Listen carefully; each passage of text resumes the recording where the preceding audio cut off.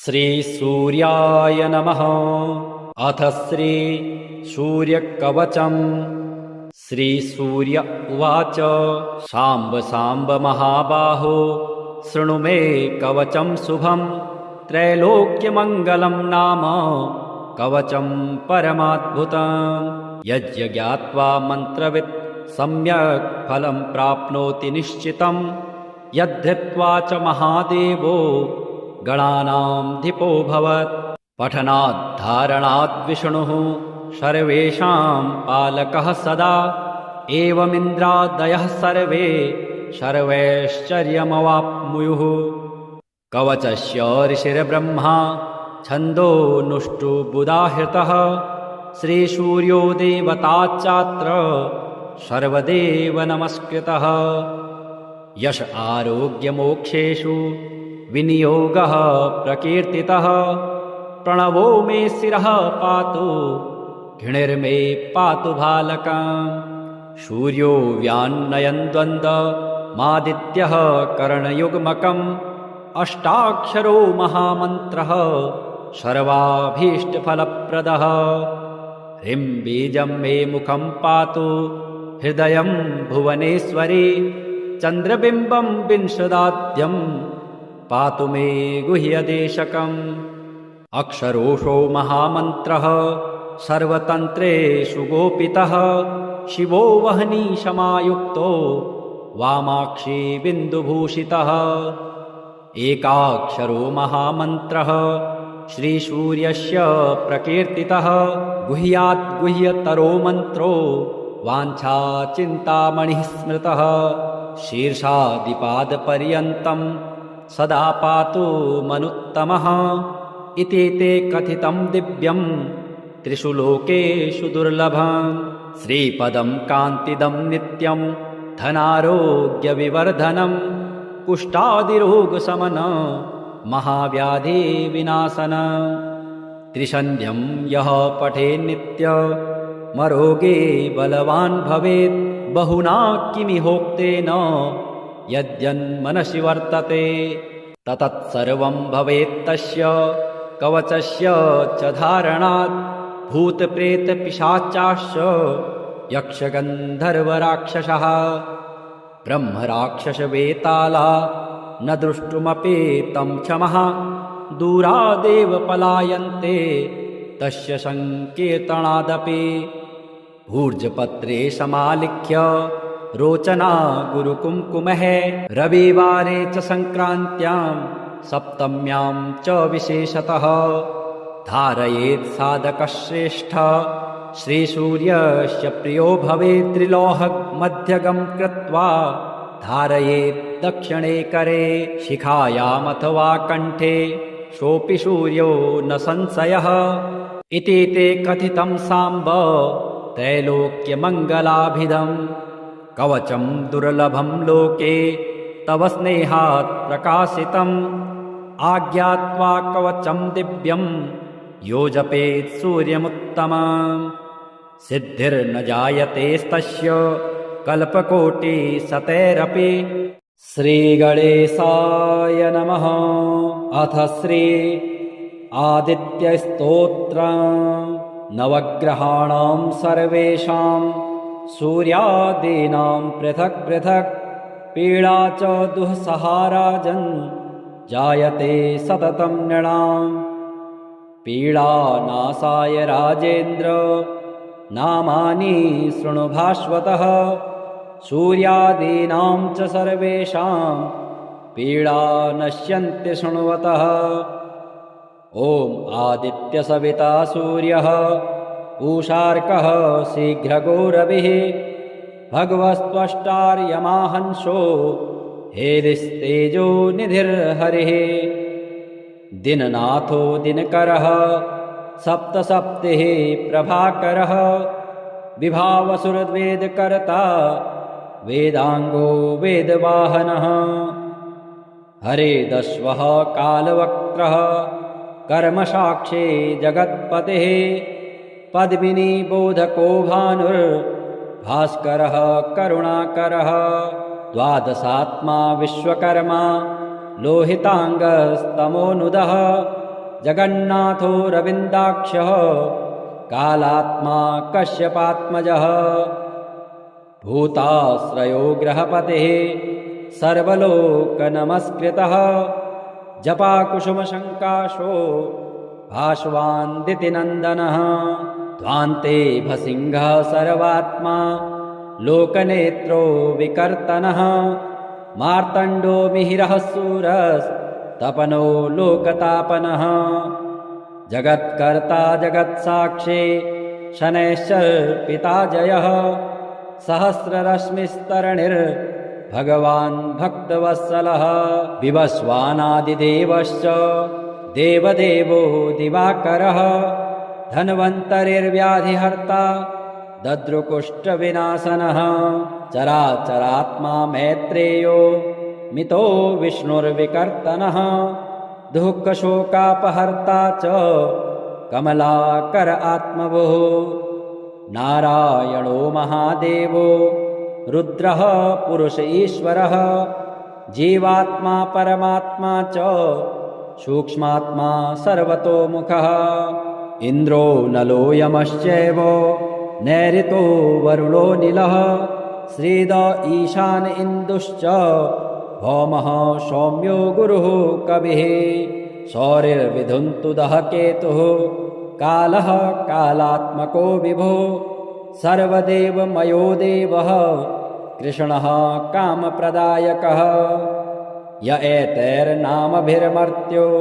भक्त्या स्तौति दिवाकरम् सर्वपापविनिर्मुक्तः सर्वरोगविवर्जितः पुत्रवान् धनवान् श्रीमान् जायते सनः संशयः रविवारे पठेद्यस्तु नामान्येतानि भास्वतः पीडा शान्तिर्भवेत्तस्य ग्रहाणां च विशेषतः सद्यः सुखमवाप्नोति चायुर्दीर्घं च निरुज्जम सर्वरोगनाशक श्रीसूर्यस्तवराजस्तोत्रम् विनियोगः ॐ श्रीसूर्यस्तवराजस्तोत्रस्य श्रीवसिष्ठऋषिः अनुष्टुप् छन्दः श्रीसूर्यो देवता सर्वपापक्षयपूर्वक सर्वरोगोपशमनार्थे पाठे विनियोगः ऋष्यादिन्यासः श्रीवसिष्ठऋषये नमः शिरसि अनुष्टुप् छन्दसे नमः मुखे श्रीसूर्यदेवाय नमः हृदे सर्वपापक्षयपूर्वक सर्वरोगापशमनार्थे पाठे विनियोगाय नमः अञ्जलो ॐ रथस्थं चिन्तयेद्भानुं द्विभुजं रक्तवाससे दाडिमी पुष्पशङ्काशं पद्मादिभिः अलङ्कृताम् ॐ विकर्तनो विवश्वाश्च मार्तण्डो भास्करो रविः लोकप्रकाशकः श्रीमान् लोकचक्षुग्रहेश्वरः लोकसाक्षी त्रिलोकेशः कर्ता हर्ता तमिस्रः तपनः तापनः चैव शुचिः सप्ताश्ववाहनः गभिस्तिहस्तो वृद्धश्च सर्वदेव नमस्कृतः एकविंशतिः इत्येष स्तव इष्टः सदा मम श्रीः आरोग्यकरः चैव धनवृद्धियशस्करः स्तवराज इति ख्यातः त्रिषु लोकेषु विश्रुतः यः एतेन महाबहो द्वैसन्ध्ये स्तिमितोदये स्तौमि मां प्रणतो भूत्वा सर्वपापैः प्रमुच्यते कायिकं वाचिकं चैव मानसं यच्च दुष्कृतम् एकजप्येन तत्सर्वं प्रणश्यति ममाग्रतः एकजपश्च होमश्च सन्ध्योपासनमेव च बलिर्मन्त्रोर्घमन्त्रश्च धूपमन्त्रस्तथैव च अन्नप्रदाने स्नाने च प्रणिपाते प्रदक्षिणे पूजितोऽयं महामन्त्रः सर्वव्याधिहरः शुभः एवम् उक्त्वा तु भगवानः भास्करो जगदीश्वरः आमन्त्र्य कृष्णतनयं तत्रैवान्तरधीयत शाम्बोऽपि स्तवराजेन स्त्वा सप्ताश्ववाहनः पूतात्मानिरुजः श्रीमान् तस्मात् रोगात् विमुक्तवान्। श्रीसूर्यनामावले विकर्तन विवस्वान मार्तण्ड भास्कर रवि लोकप्रकाशक श्रीमान् लोकचक्षु गृहेश्वरः लोकसाक्षी त्रिलोकेश कर्ता हर्ता तमिस्रः तपन तापन शुचि सप्ताश्ववाहन गभिस्तिहस्त ब्रह्मा सर्वदेव नमस्कृत। श्रीसूर्य उवाच शाम्ब शाम्ब महाबाहो शृणु मे कवचं शुभं त्रैलोक्यमङ्गलं नाम कवचं परमाद्भुतम्। यज्ञात्वा मन्त्रवित् सम्यक् फलं प्राप्नोति निश्चितं यद्धृत्वा च महादेवो गणानामधिपो भवत्। पठनात् धारणात् विष्णुः सर्वेषां पालकः सदा एवमिन्द्रादयः सर्वे सर्वैश्चर्यमवाप्नुयुः। कवचस्य ऋषिर्ब्रह्मा छन्दोनुष्टुबुधाहृतः श्रीसूर्यो देवताच्चात्र सर्वदेव नमस्कृतः। यश आरोग्यमोक्षेषु विनियोगः प्रकीर्तितः प्रणवो मे शिरः पातु घृणिर्मे पातु भालकम्। सूर्यो व्यान्नयन् द्वन्द्वमादित्यः करणयुग्मकम् अष्टाक्षरो महामन्त्रः सर्वाभीष्टफलप्रदः। ह्रीं बीजं मे मुखं पातु हृदयं भुवनेश्वरी चन्द्रबिम्बं विंशदाद्यं पातु मे गुह्यदेशकम्। अक्षरोषो महामन्त्रः सर्वतन्त्रेषु गोपितः शिवो वह्नि समायुक्तो वामाक्षी बिन्दुभूषितः।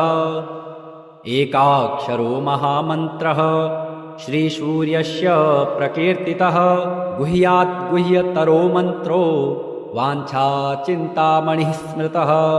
शीर्षादिपादपर्यन्तं सदा पातु मनुत्तमः इति ते कथितं दिव्यं त्रिषु लोकेषु दुर्लभम्। श्रीपदं कान्तिदं नित्यं धनारोग्यविवर्धनं कुष्ठादिरोगशमन महाव्याधिविनाशन। त्रिसन्ध्यं यः पठेन्नित्यमरोगे बलवान् भवेत् बहुना किमिहोक्तेन यद्यन्मनसि वर्तते ततत्सर्वं भवेत्तस्य कवचस्य च धारणात् भूतप्रेतपिशाचाश्च यक्षगन्धर्वराक्षसः ब्रह्मराक्षसवेताला न द्रष्टुमपि तं क्षमः दूरादेव पलायन्ते तस्य संकीर्तनादपि। भूर्जपत्रे समालिख्य रोचना गुरुकुङ्कुमः रविवारे च संक्रान्त्यां सप्तम्यां च विशेषतः धारयेत् साधकश्रेष्ठ श्रीसूर्यस्य प्रियो भवेत्। त्रिलोहमध्यगं कृत्वा धारयेत् दक्षिणे करे शिखायामथवा कण्ठे सोऽपि सूर्यो न संशयः इति ते कथितं साम्ब त्रैलोक्यमङ्गलाभिधम्। कवचं दुर्लभं लोके तव स्नेहात् प्रकाशितम् आज्ञात्वा कवचं दिव्यं यो जपेत् सूर्यमुत्तमम् सिद्धिर्न जायतेस्तस्य कल्पकोटिशतैरपि। श्रीगणेशाय नमः। अथ श्री आदित्यस्तोत्रम्। नवग्रहाणां सर्वेषां सूर्यादीनां पृथक् पृथक् पीडा च दुःसहाराजन् जायते सततं नृणाम्। पीडानाशाय राजेन्द्र नामानि शृणु भास्वतः सूर्यादीनां च सर्वेषां पीडा नश्यन्ति शृण्वतः।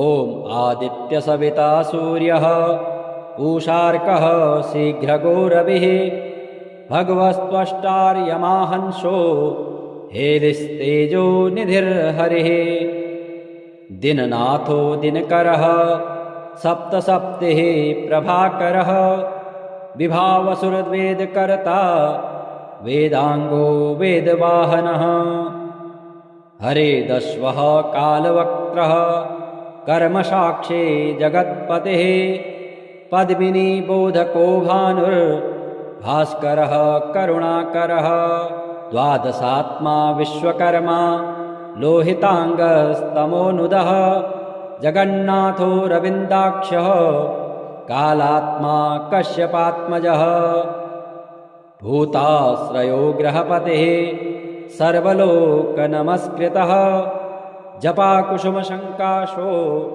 भास्वान्दितिनन्दनः ध्वान्ते भसिंहः सर्वात्मा लोकनेत्रो विकर्तनः मार्तण्डो मिहिरः सूरस्तपनो लोकतापनः जगत्कर्ता जगत्साक्षी शनैश्चर्पिता जयः सहस्ररश्मिस्तरणिर्भगवान् भक्तवत्सलः विवस्वानादिदेवश्च देवदेवो दिवाकरः धन्वन्तरिर्व्याधिहर्ता दद्रुकुष्ठविनाशनः चराचरात्मा मैत्रेयो मितो विष्णुर्विकर्तनः दुःखशोकापहर्ता च कमलाकर आत्मवोः नारायणो महादेवो रुद्रः पुरुष ईश्वरः जीवात्मा परमात्मा च सूक्ष्मात्मा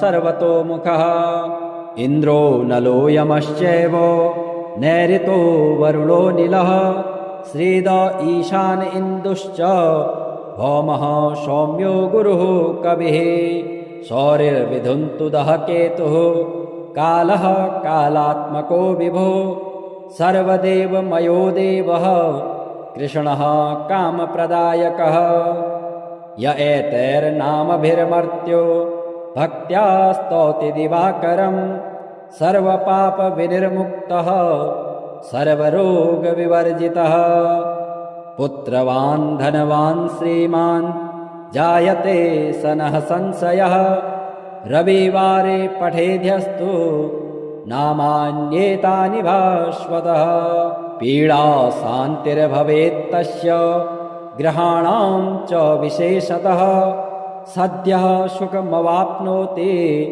चायुर्दीर्घं च निरुज्जम सर्वरोगनाशक श्री सूर्यस्तवराज स्तोत्रम् विनियोगः ओम श्री सूर्यस्तवराज स्तोत्रस्य श्री वशिष्ठ ऋषिः अनुष्टुप् छन्दः श्री सूर्यो देवता सर्वपापक्षयपूर्वक सर्वरोगोपशमनार्थे पाठे विनियोगः ऋष्यादिन्यासः श्री वशिष्ठ ऋषये नमः शिरसि अनुष्टुप् छन्दसे नमः मुखे श्री सूर्यदेवाय नमः हृदे सर्वपापक्षयपूर्वक सर्वरोगापशमनार्थे पाठे विनियोगाय नमः अञ्जलो ॐ रथस्थं चिन्तयेद्भानुं द्विभुजं रक्तवाससे दाडिमी पुष्पशङ्काशं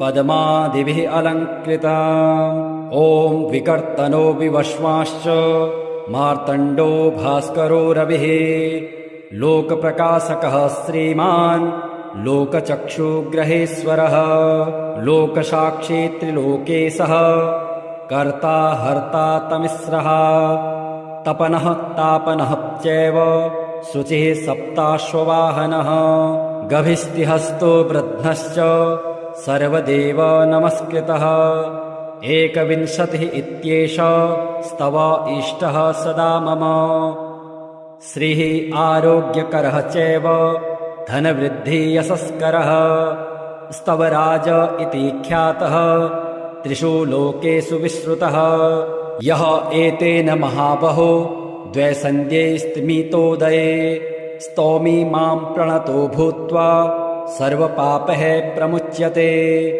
कायिकं वाचिकं चैव मानसं यच्च दुष्कृतम् एकजप्येन तत्सर्वं प्रणश्यति ममाग्रतः। एकजपश्च होमश्च सन्ध्योपासनमेव च बलिर्मन्त्रोर्घमन्त्रश्च धूपमन्त्रस्तथैव च अन्नप्रदाने स्नाने च प्रणिपाते प्रदक्षिणे पूजितोऽयं महामन्त्रः सर्वव्याधिहरः शुभः। एवम् उक्त्वा तु भगवानः भास्करो जगदीश्वरः आमन्त्र्य कृष्णतनयं तत्रैवान्तरधीयत।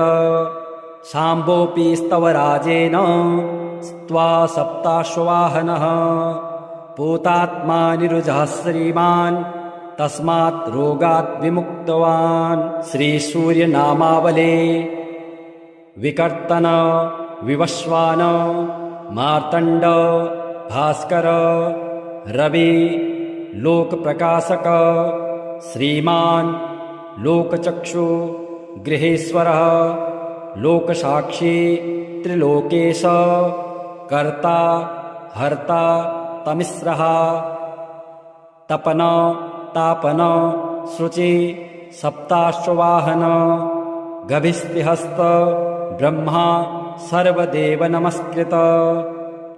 श्रीसूर्य उवाच शाम्ब शाम्ब महाबाहो शृणु मे कवचं शुभं त्रैलोक्यमङ्गलं नाम कवचं परमाद्भुतं। यज्ञात्वा मन्त्रवित् सम्यक् फलं प्राप्नोति निश्चितं यद्धृत्वा च महादेवो गणानामधिपो भवत्। पठनाद्धारणाद् विष्णुः सर्वेषां पालकः सदा एवमिन्द्रादयः सर्वे सर्वैश्चर्यमवाप्नुयुः। कवचस्य ऋषिर्ब्रह्मा छन्दोनुष्टुबुधाहृतः श्रीसूर्यो देवताच्चात्र सर्वदेव नमस्कृतः। यश आरोग्यमोक्षेषु विनियोगः प्रकीर्तितः प्रणवो मे शिरः पातु घृणिर्मे पातु भालकम्। सूर्यो व्यान्नयन् द्वन्द्वमादित्यः करणयुग्मकम् अष्टाक्षरो महामन्त्रः सर्वाभीष्टफलप्रदः। ह्रीं बीजं मे मुखं पातु हृदयं भुवनेश्वरी चन्द्रबिम्बं विंशदाद्यं पातु मे गुह्यदेशकम्। अक्षरोषो महामन्त्रः सर्वतन्त्रेषु गोपितः शिवो वह्नि समायुक्तो वामाक्षी बिन्दुभूषितः। एकाक्षरो महामन्त्रः श्रीसूर्यस्य प्रकीर्तितः गुह्यात् गुह्यतरो मन्त्रो वाञ्छाचिन्तामणिः स्मृतः। शीर्षादिपादपर्यन्तं सदा पातु मनुत्तमः इति ते कथितं दिव्यं त्रिषु लोकेषु दुर्लभम्। श्रीपदं कान्तिदं नित्यं धनारोग्यविवर्धनं कुष्ठादिरोगशमन महाव्याधिविनाशन। त्रिसन्ध्यं यः पठेन्नित्यमरोगे बलवान् भवेत् बहुना किमिहोक्तेन यद्यन्मनसि वर्तते ततत्सर्वं भवेत्तस्य कवचस्य च धारणात् भूतप्रेतपिशाचाश्च यक्षगन्धर्वराक्षसः ब्रह्मराक्षसवेताला न द्रष्टुमपि तं क्षमः दूरादेव पलायन्ते तस्य संकीर्तनादपि। भूर्जपत्रे समालिख्य रोचना गुरुकुङ्कुमः रविवारे च संक्रान्त्यां सप्तम्यां च विशेषतः धारयेत् साधकश्रेष्ठ श्रीसूर्यस्य प्रियो भवेत्। त्रिलोहमध्यगं कृत्वा धारयेत् दक्षिणे करे शिखायामथवा कण्ठे सोऽपि सूर्यो न संशयः इति ते कथितं साम्ब त्रैलोक्यमङ्गलाभिधम्। कवचं दुर्लभं लोके तव स्नेहात् प्रकाशितं आज्ञात्वा कवचं दिव्यं यो जपेत् सूर्यमुत्तमम् सिद्धिर्न जायतेस्तस्य कल्पकोटिशतैरपि। श्रीगणेशाय नमः। अथ श्री आदित्यस्तोत्रम्। नवग्रहाणां सर्वेषां सूर्यादीनां पृथक् पृथक् पीडा च दुःसहा राजन् जायते सततं नृणाम्। पीडानाशाय राजेन्द्र नामानि शृणु भास्वतः। सूर्यादीनां च सर्वेषां पीडा नश्यन्ति शृण्वतः। ॐ आदित्यसविता सूर्यः पूषार्कः शीघ्रगो रविः भगवस्त्वष्टार्यमाहंसो हेलिस्तेजो निधिर्हरिः। दिननाथो दिनकरः सप्तसप्तिः प्रभाकरः विभावसुरवेदकर्ता वेदांगो वेदवाहनः। हरेदश्वः कालवक्त्रः कर्मसाक्षी जगत्पतिः पद्मिनी बोधको भानुर्भास्करः करुणाकरः। द्वादशात्मा विश्वकर्मा लोहितांगस्तमोनुदः जगन्नाथो रविन्दाक्षः कालात्मा कश्यपात्मजः। भूताश्रयो ग्रहपतिः सर्वलोकनमस्कृतः जपाकुसुमशङ्काशो भास्वान्दितिनन्दनः। ध्वान्ते भसिंहः सर्वात्मा लोकनेत्रो विकर्तनः। मार्तण्डो मिहिरः सूरस्तपनो लोकतापनः। जगत्कर्ता जगत्साक्षी शनैश्चर्पिता जयः। सहस्ररश्मिस्तरणिर्भगवान् भक्तवत्सलः। विवस्वानादिदेवश्च देवदेवो दिवाकरः। धन्वन्तरिर्व्याधिहर्ता दद्रुकुष्ठविनाशनः।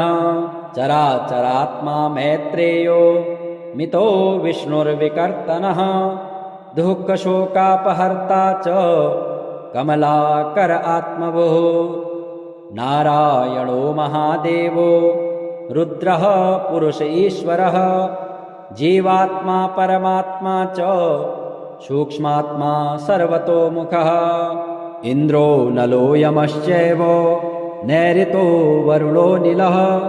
श्रीद ईशान इन्दुश्च भौमः सौम्यो गुरुः कविः।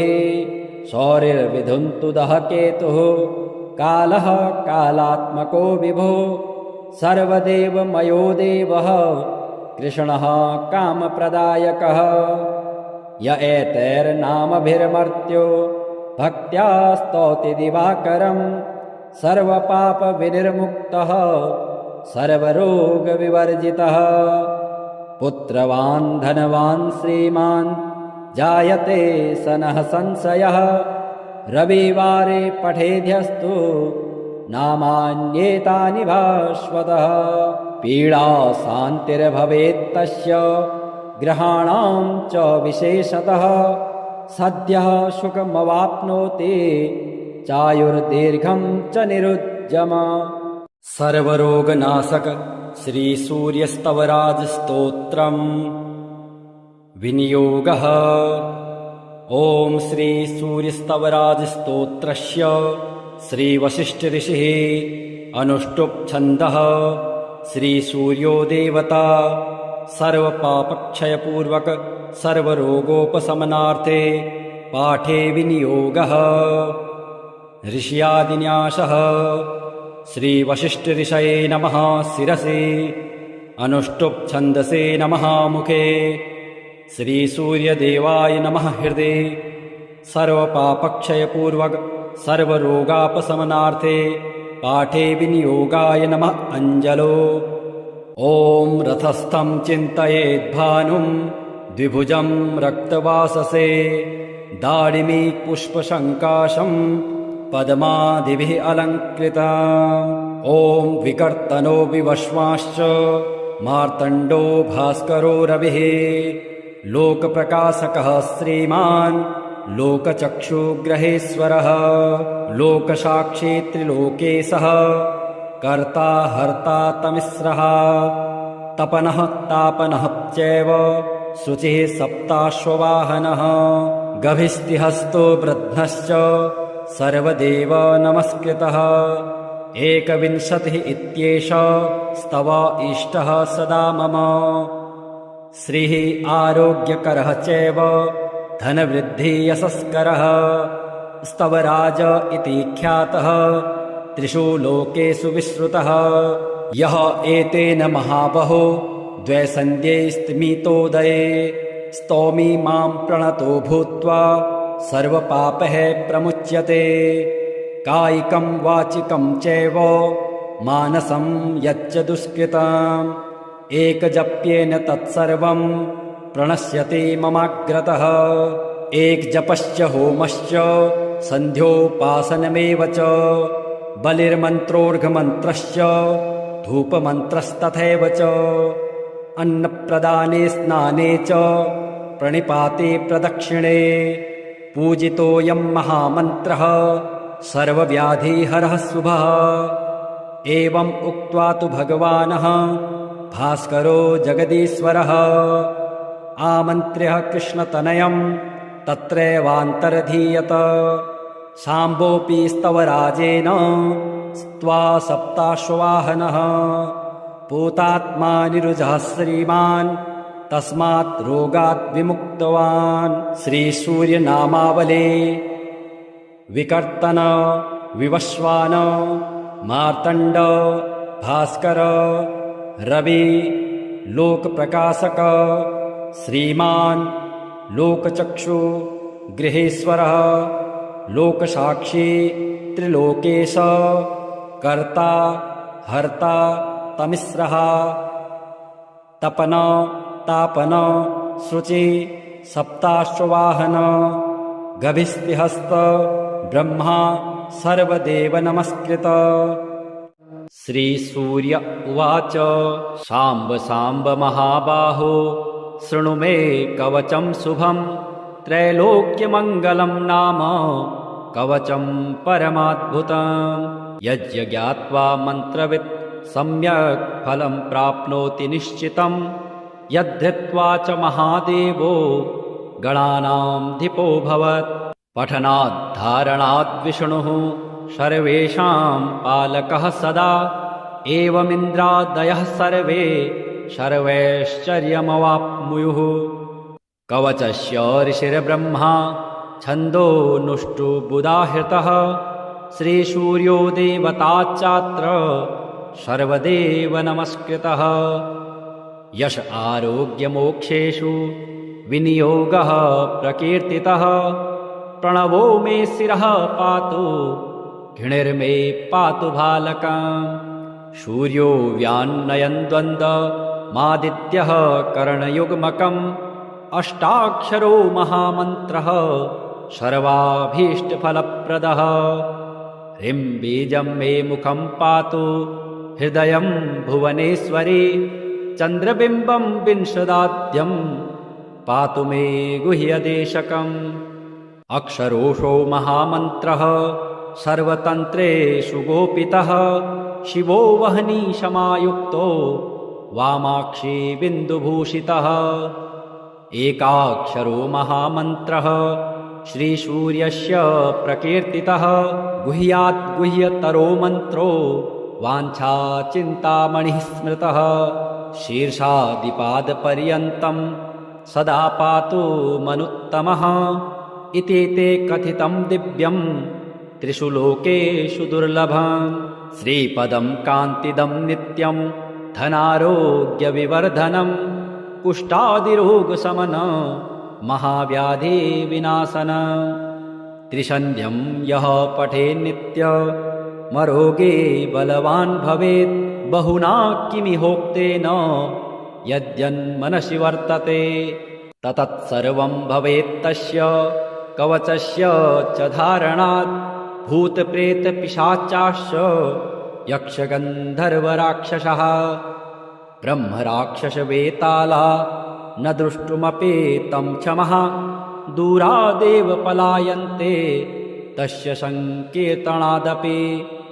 ऊर्जपत्रे समालिख्य रोचना गुरुकुङ्कुमः रविवारे च संक्रान्त्यां सप्तम्यां च विशेषतः धारयेत् साधकश्रेष्ठ श्रीसूर्यस्य प्रियो भवेत्। त्रिलोहमध्यगं कृत्वा धारयेत् दक्षिणे करे शिखायामथवा कण्ठे सोऽपि सूर्यो न संशयः।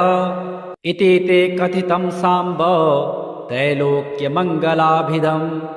कवचं दुर्लभं लोके तव स्नेहात् प्रकाशितम्। आज्ञात्वा कवचं दिव्यं यो जपेत् सूर्यमुत्तमम्। सिद्धिर्न जायतेस्तस्य कल्पकोटिशतैरपि। श्रीगणेशाय नमः। अथ श्री आदित्यस्तोत्रम्। नवग्रहाणां सर्वेषां सूर्यादीनां पृथक् पृथक् पीडा च दुःसहा राजन् जायते सततं नृणाम्। पीडानाशाय राजेन्द्र नामानि शृणु भास्वतः। सूर्यादीनां च सर्वेषां पीडा नश्यन्ति शृण्वतः।